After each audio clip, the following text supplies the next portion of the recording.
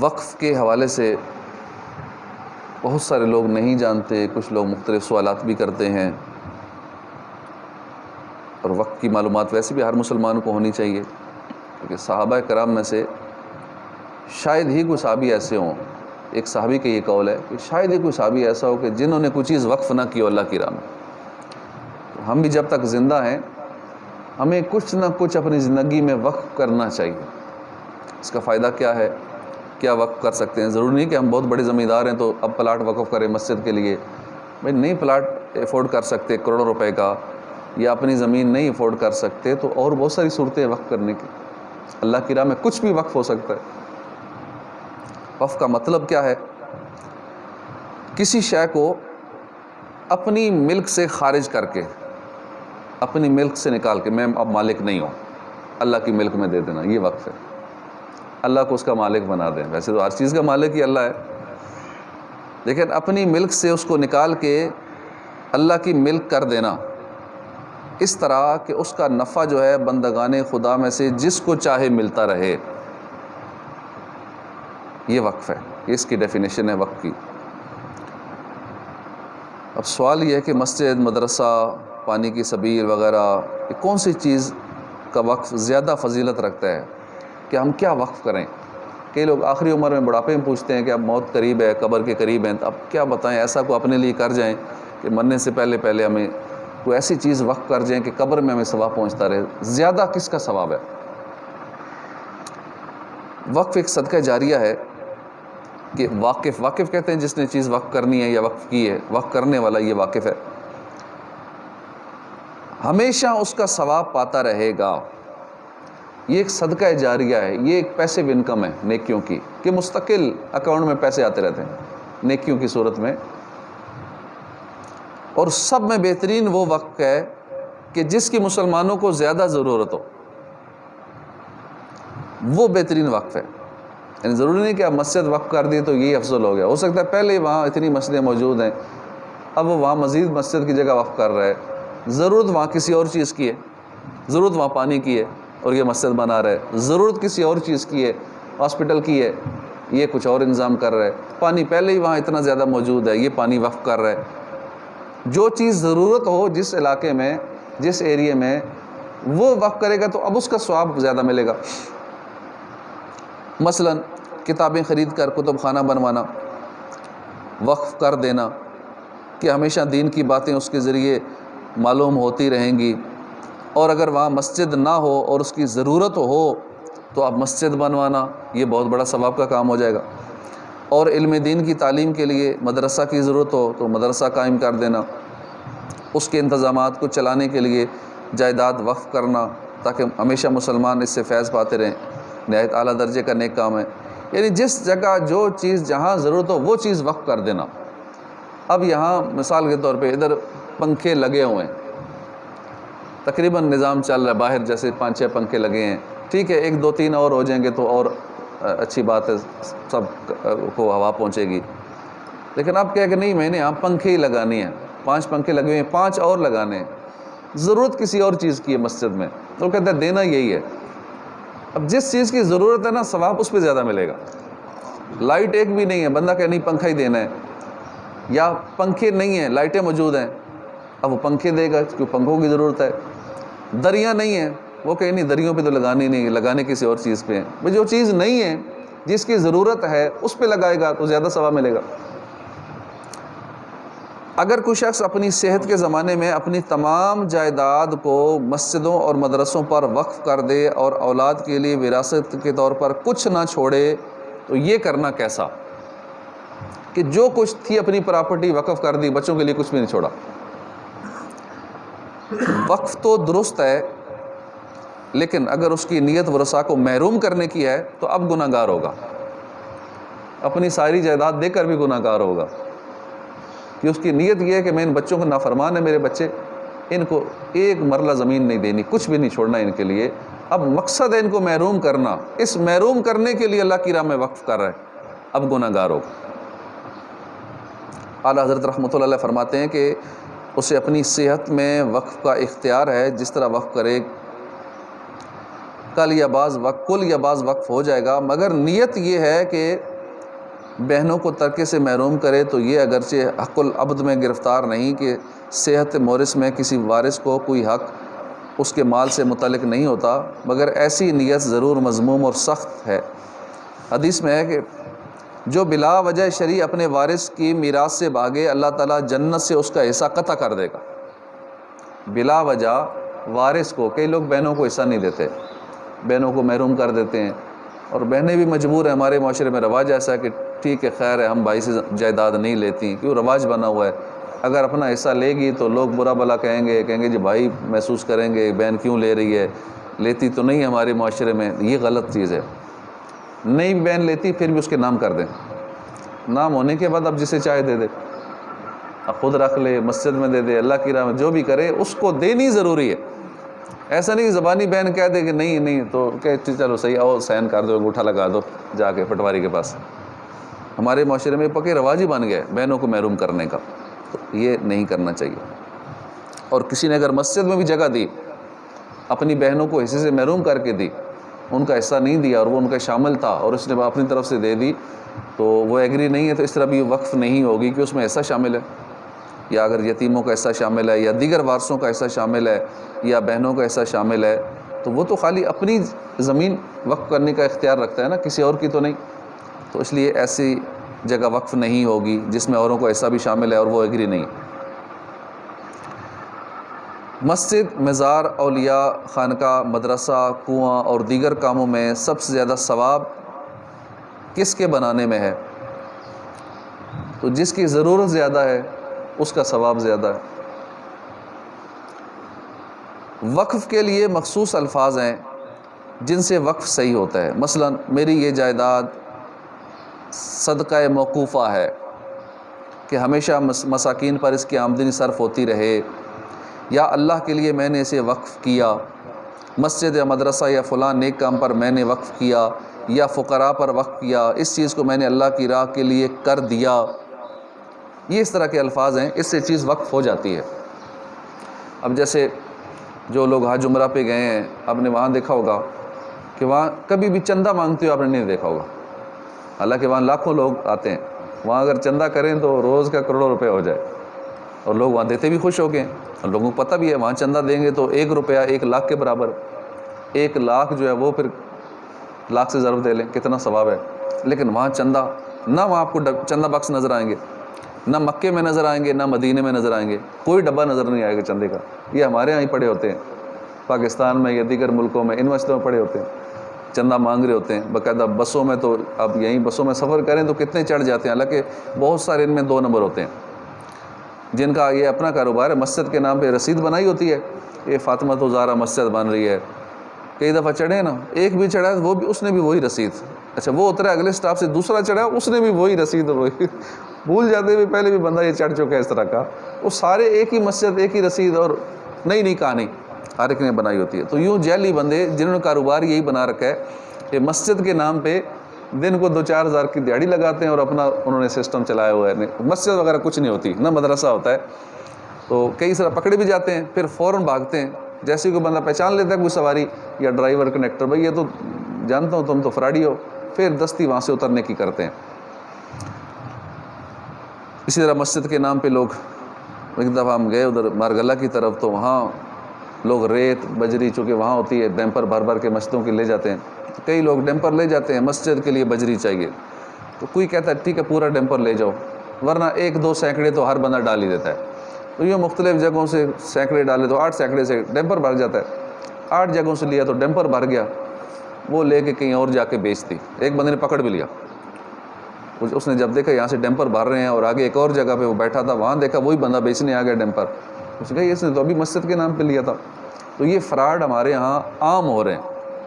مسجدوں کے نام پہ لوگ ریت بجری سیمنٹ چندہ یہ کر رہے ہیں اور اس سے نظام اپنے گھر کا چلا رہے ہیں، یہ روٹین ایک بنی ہوئی ہے۔ اللہ پاک ان چیزوں سے محفوظ فرمائے، بہت بڑا گناہ کا کام ہے مسجد کے لینا، کیوں جس نے دیا وہ تو مسجد کے لیے ہو گیا، جس نے ریت بجری دے دی اینٹیں دے دی سامان دے دی وہ تو وقف ہو گیا، آگے وہ وقف کا مال خود کھا رہا ہے، اور وقف کا مال کھانا مثل مال یتیم ہے، ایسے جیسے یتیم کا مال کھا لیا، اتنی سخت سزا ہے اس کی۔ لیکن لوگ اس طرح کر رہے ہیں۔ تو وہاں چندہ کیوں نہیں ہوتا؟ مکے میں نہیں ہوتا، حرم شریف میں نہیں ہوتا، مسجد نبوی میں نہیں ہوتا، کیونکہ وہاں پر ایک تو گورنمنٹ چلاتی ہے نظام، وہ بھی اچھا خاصا پیسہ دیتی ہے سارا نظام، وہاں جتنی سیلریز ہیں، ہزاروں لوگ کام کرنے والے ہیں، 7-8 ہزار لوگ تو خالی کیمروں پہ بیٹھنے والے ہیں، کیمروں کی تعداد ہی پتہ نہیں ہزاروں لاکھوں میں جو لگے ہوئے ہیں، وہ بھی ہیوی قسم کے، پھر کیمروں پہ بیٹھنے والوں کی تعداد 7-8 ہزار جو ہر وقت مانیٹر کر رہے ہیں، 4-4 گھنٹے کی ڈیوٹی ہے، اب ان کی سیلریز ہیں کروڑوں روپے میں بن جاتی ہیں، پھر وہاں جو پولیس کا عملہ، آرمی کا عملہ، وہ جو ہے ان کی تنخواہیں، پھر 12-15 ہزار خادمین ہیں صفائی کرنے والے، ان کی پھر ڈیوٹیاں بدلتی رہتی ہیں، ان کی تنخواہیں ہیں، اتنے اربوں روپے کے، اربوں خربوں کے اخراجات ہیں، کیسے پورے ہو رہے ہیں؟ آپ نے دیکھا ہوگا کلاک ٹاور کے اوپر لکھا ہوتا ہے وقف، کیا الفاظ لکھے ہیں؟ اس طرح کے وقف کے الفاظ لکھے ہیں، وقف الی المسجد الحرام، اس طرح کے موٹے سے الفاظ دور سے پڑھے جا سکتے ہیں کہ یہ بلڈنگ جو ہے مسجد حرام کے لیے وقف ہے، اس کی جتنی آمدنی آتی ہے، حالانکہ وہ سب سے مہنگا ہے، وہاں ہوٹل کا بعض اوقات مختلف ریٹ اوپر نیچے ہوتے رہتے ہیں، رش زیادہ ہوتا ہے ریٹ بڑھ جاتا ہے، ایک ایک دن کا خرچہ ایک ایک کمرے کا اچھا خاصا ہے، لاکھوں میں چلا جاتا ہے۔ ہاں ہوٹل بھی ہیں، اس میں دکانیں بھی ہیں، مارکیٹنگ بھی ہیں، اس کے اندر شاپنگ مالز بھی ہیں، تو وہ سارا کچھ اس کی آمدنی جو ہے کروڑوں اربوں روپے کی آمدنی ہے اس ایک بلڈنگ کی، وہ ساری مسجد حرام پہ لگ رہی ہے۔ مسجد نبوی میں حضرت عثمان رضی اللہ تعالیٰ عنہ کی آمدنی مسجد نبوی میں لگ رہی ہے، ان کے نام کے جو بھی ان کے باغات تھے، عثمان غنی رضی اللہ عنہ کے ہوٹلز تھے، ان کے نام کا بینک اکاؤنٹ ابھی تک چل رہا ہے، تو یہ صدقہ جاری ہے کہ 1400 سال ہو گئے دنیا سے پردہ فرما گئے ہیں، ابھی تک ثواب چل رہا ہے، قیامت تک چلتا رہے گا۔ مسجد کا نظام عثمان غنی چلا رہے ہیں، تو وہاں اس لیے نہیں کہ وہاں گورنمنٹ بھی دیتی ہے اور یوں اس طرح کی چیزیں وقف بھی ہیں، اور یہ ہمارے یہاں بھی ہونا چاہیے کہ مساجد اگر بنتی ہیں تو ہم صرف چندے پہ ڈیپینڈ کرتے ہیں، چندہ اچھا ہوا تو نظام اچھا ہو گیا، چندہ کم ہوا، اور یہ عموماً ہوتا ہے جیسے مہنگائی ہوتی ہے یا وہ لوگوں کے دل کا پتہ نہیں لگتا، کبھی دے رہے ہوتے ہیں تو یکدم دل بدل جاتا ہے، کسی مہینے کہتے نہیں اس مہینے، بس ٹھیک ہے وہ تو اتنا ہی کہتے ہیں اس مہینے نہیں دیں گے، لیکن آگے مسجد کا نظام پورا ڈسٹرب ہو جاتا ہے، وہاں جو عملہ ہے کیا وہ آگے پھر کہے گا سودے والے سے نہیں یار اس مہینے پیسے نہیں ہیں فری سودا دے دو، اس مہینے گھر کا نظام ایسے ہی چل جائے، بچے بغیر دودھ پیے یہ مہینہ گزار لیں گے چونکہ اس مہینے یہ نہیں، تو مدرسے مساجد ان کا نظام چونکہ چل رہا ہے چندے سے چل رہا ہے، تو اس لیے دینے والا تو خالی اتنا ہی کہتا نہیں حالات ٹھیک ہے نہیں اس مہینے نہیں دیں گے، اب وہ ایک سمجھتا ہے شاید میں ہی نہیں دے رہا، اب یہ نہیں پتا بھی 50 اور بھی یہی کہہ رہے ہیں، اور اس مہینے کی آمدنی اگر لاکھ تھی تو وہ 10,000 رہ گئی، اور پانی کے خرچے، بجلی کے خرچے، دیگر اخراجات، اسٹاف کی سیلری، یہ سارے معاملات اچھے خاصے ہوتے ہیں، لیکن کئی لوگوں کی اس طرف شعور نہیں ہوتا یا توجہ نہیں ہوتی، یا ٹھیک کہتے ہیں بس ہم نماز پڑھتے ہیں آ کے چلے جاتے ہیں، تو اکثر جو ہے وہ چندہ نہیں دیتے، اکثر ماہانہ نہیں دیں گے، اس کے علاوہ بھی جمعے والے دن بھی دینے والے مخصوص ہوتے ہیں، اور اس میں 10 روپے والی تعداد زیادہ ہوتی ہے، حالانکہ اس دور میں 10 روپے بچوں کو دیں تو بچہ آگے سے نخرے کرتا ہے 10 روپے لیتے ہوئے، میری اہمیت نہیں دیتا، بچہ بھی چھوٹا سا بچہ ہے وہ بھی سمجھتا ہے کہ 10 کا آتا کیا ہے، اسی طرح 1-1 روپے کے سکے یہ بھی نکلیں گے جس میں حالانکہ اہمیت نہیں ہے، 1 روپے آج کل جو سکوں کی 1 روپے 2 روپے 5 روپے 10 روپے، تو لیکن پھر بھی دنیا اتنی دے رہی ہے، اور وہ بھی ہیں جو نہیں دیتے، تو اس لیے ہمارے یہاں پاکستان میں دیگر ممالک میں چندے کے لیے ڈبے رکھے جاتے ہیں، گھروں میں رکھے جاتے ہیں، مختلف انداز میں کوشش ہوتی ہے بس چندہ دیں نظام چلے، حالانکہ ہونا یہ چاہیے جیسے وہاں پہ ہے کہ اس کے لیے کوئی ایسی چیز الگ سے وقف ہو جائے، مسجد بنی ہے تو ساتھ ایک دوست کے مکان، کوئی دکانیں، کوئی اور پلازا، کوئی بلڈنگ، کوئی سورس آف انکم، کوئی اس طرح کی منتھلی انکم جنریٹ ہوتی رہے اور نظام چلتا رہے، لوگوں پہ ڈیپینڈ نہ کرے وہ مسجد یا مدرسہ کہ لوگ دیں گے تو چلے گا، نہیں دیں گے تو نہیں چلے گا۔ مدرسہ چل رہا ہے، ماہانہ بچوں کے اخراجات ہیں، مثلا 50 بچے پڑھتے ہیں، بچے کھاتے بھی ہیں، ان بچوں کے کھانے کا انتظام بھی کرنا ہے، لیکن اب اگر اچانک چندہ کم ہو جائے، بچوں نے تو کھانا تو اتنا ہی ہے، ان کے لنگر کے اخراجات وہی ہونے ہیں، ناشتہ بھی کرنا ہے، دن کا شام کا کھانا ہے، تو اس طرح وہ سسٹم ڈسٹرب ہو جاتا ہے، تو اس لیے ہمیں چاہیے جہاں بھی ہم رہتے ہوں ایک ماہانہ ہر ایک کو چاہیے کہ مسجد کے لیے، اپنے علاقے کے مدرسے کے لیے ایک فکس کر لینا چاہیے کہ ہر مہینے میں اتنا دوں گا، اس سے کوئی نظام چلانے والے کو ذرا آسانی ہو جاتی ہے کہ انہیں پتہ ہوتا ہے کہ اتنا ہے جو کنفرم ہے آتا رہے گا تو چلو ہم اس کے اندر رہ کے اپنا نظام اس حساب سے چلاتے رہیں گے۔ تو اللہ پاک عمل کی توفیق عطا فرمائے۔ تو یہ وقف کے حوالے سے چند ایک باتیں تھیں، تو انشاءاللہ ڈیٹیل اس کی اور بھی سنتے رہیں گے۔ اور وقف کرتے ہوئے کیا یہ کہنا ضروری ہے کہ میں نے یہ جگہ ہمیشہ کے لیے وقف کی؟ ہمیشہ کا لفظ بولنا ضروری تو نہیں ہے، البتہ یہ ضروری ہے کہ وقف ہمیشہ کے لیے ہو۔ یہ نہ کہ میں نے 1 سال کے لیے مسجد وقف کی ہے، 1 سال کے لیے جگہ دی ہے مدرسے کے لیے، اس کے بعد نہیں ہے، ایسا نہیں، ہمیشہ کے لیے، قیامت تک کے لیے۔ اگر ہمیشہ کا لفظ نہیں بھی بولا نا تو وقف ہمیشہ کے لیے ہی ہوتا ہے۔ بارِ شریعت میں لکھا ہے کہ وقف کی شرائط میں سے ایک شرط ہے کہ تعبید یعنی ہمیشہ، پرماننٹ، ہمیشہ کے لیے ہونا۔ مگر صحیح یہ ہے کہ وقف میں ہمیشگی کا ذکر کرنا شرط نہیں ہے، یعنی اگر وقف دائمی نہ کہا جب بھی وہ دائمی ہے، اور اگر مدت خاص کا ذکر کیا، مثلا میں نے اپنا یہ مکان 1 ماہ کے لیے وقف کیا اور جب مہینہ پورا ہو جائے تو وقف باطل ہو جائے گا، تو یہ وقف نہ ہوا، وہ چیز وقف ہی نہیں ہوگی۔ کہنا میرا مکان 1 سال کے لیے وقف ہے، میرے مکان کا جو کرایہ آئے گا مسجد میں دے دینا، وہ وقف نہ ہوا۔ ٹھیک ہے، جب تک وہ پیسے دیتا رہے گا ثواب ملے گا، لیکن وہ وقف نہ ہوا۔ ہاں یہ کہہ دیا کہ میرا یہ مکان لائف ٹائم ہمیشہ کے لیے وقف ہے، ہمیشہ نہیں بھی کہا، یہ وقف ہے، اس کا جو کرایہ آئے گا وہ مسجد کے لیے وقف ہے، مدرسے کے لیے وقف ہے، تو اب یہ ہمیشہ کے لیے وقف ہو گیا، قیامت تک اس بندے کو ثواب ملتا رہے۔ اب کوئی کہتا ہے نا کہ میں تو اب فلاں علاقے میں تو مسجد موجود ہے، تو اب یہاں میں کیا کروں کہ مسجد کا ثواب بھی ملتا رہے، مدرسے کا ثواب بھی ملتا رہے، لوگ قرآن پڑھیں، بچے قرآن پڑھیں، مجھے ثواب بھی ملتا رہے، کیا کروں؟ کیونکہ یہاں تو آپشن ہی نہیں ہے، مسجد بھی ہے، مدرسہ بھی ہے، کیا کرنا چاہیے؟ تو اگر اس کا اپنا گھر ہے یا کوئی ایکسٹرا گھر ہے، یا چلو اپنا ہی گھر ہے، وہ کہتا ہے میرے مرنے کے بعد میرا جو گھر ہے نا یہ وقف ہے، لیکن جب تک میں زندہ ہوں میں ہی آ رہا ہوں۔ کئی ایسا لوگوں نے کیا ہے، ہمیں بلایا ہے کہ میرا فلاں گھر ہے 2 کروڑ کا ہے، 3 کروڑ کا، اور مہنگی جگہ پہ اچھے علاقے میں گھر ہوتے ہیں، یہ میرا وقف کرنا ہے، لیکن ہم جب تک زندہ ہیں آپ ہمیں رہنے کی اجازت دیں۔ تو پھر ہم ان سے اسٹامپ کروا لیتے ہیں کہ ٹھیک ہے آپ یہ اسٹامپ ہم آپ کو دے دیتے ہیں کہ ہم آپ کو یہاں سے نہیں نکالیں گے جب تک آپ زندہ ہیں، آپ کے مرنے کے بعد یہ چیز وقف ہو گئی۔ تو ایسے لوگ بڑے سمجھدار ہوتے ہیں، یعنی اپنے مرنے کا انتظام پہلے کر جاتے ہیں۔ اب وہ جیسے وہ دنیا سے جائیں گے، پردہ کریں گے، قبر میں ان کی انکم فوراً شروع ہو جائے گی۔ یہ نہیں کہ ٹائم لگے گا، جیسے کاروبار میں ٹائم لگتا ہے، 1 2 سال 3 سال لگتے ہیں پھر آمدنی شروع ہوتی ہے، اس میں نیکیوں کے کاروبار میں ایسا نہیں ہے، فوری آمدنی شروع ہو جاتی ہے۔ ایک تو جو انہوں نے اچھی نیت کی ہے، نیت کرتے ہی ثواب شروع ہو گیا، اور دوسرا جیسے ہی وہ دنیا سے جائیں گے ان کی جگہ آٹومیٹیکلی وقف ہو گئی۔ اب اس کا جو بھی ماہانہ کرایہ 50,000 1 لاکھ جو بھی آنا ہے وہ مسجد کو مدرسے کو جائے گا، اور ثواب ان کا شروع ہو جائے گا، اور پکا ثواب قیامت تک کے لیے ثواب ملتا رہے گا۔ تو ہمیں بھی ایسے کوئی معاملات زندگی میں کر کے جانا چاہیے کہ چاہے تھوڑی کوئی چیز وقف کریں،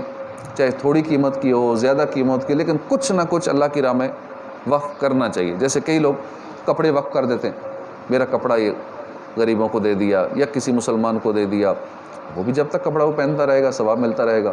کئی لوگ دیتے ہیں اس طرح کے، اور کئی چیزیں گھر کی استعمال کی چیزیں، نئی بھی چیزیں، پرانی بھی چیزیں۔ عموماً یہاں پرانی چیزیں دی جاتی ہیں کہ ٹھیک ہے کپڑے بیکار ہو گئے ہیں، پھٹ گئے ہیں، کوئی فالٹ آ گیا ہے تو ٹھیک ہے خود استعمال نہیں کریں، ٹھیک ہے اب یہ وقف کر دو۔ جب اپنے کام کی چیز نہ رہی نا وہ پھر دے دیتے ہیں، یہ فلسطین کے مسلمانوں کو دے دیں، یہ زلزلے والوں کو، سیلاب والوں کو دے دیں، تو اچھی چیز دینی چاہیے۔ ہاں ٹھیک ہے وہ بھی چیز دے دیں، بجائے اس کے کہ پھینکنے کی بجائے کسی کے کام آ جائے، ثواب ملے گا اس کا بھی، لیکن بہتر ہے کہ اچھی چیز اللہ کی راہ میں دینی چاہیے۔ اللہ پاک عمل کی توفیق عطا فرمائے۔ اعوذ باللہ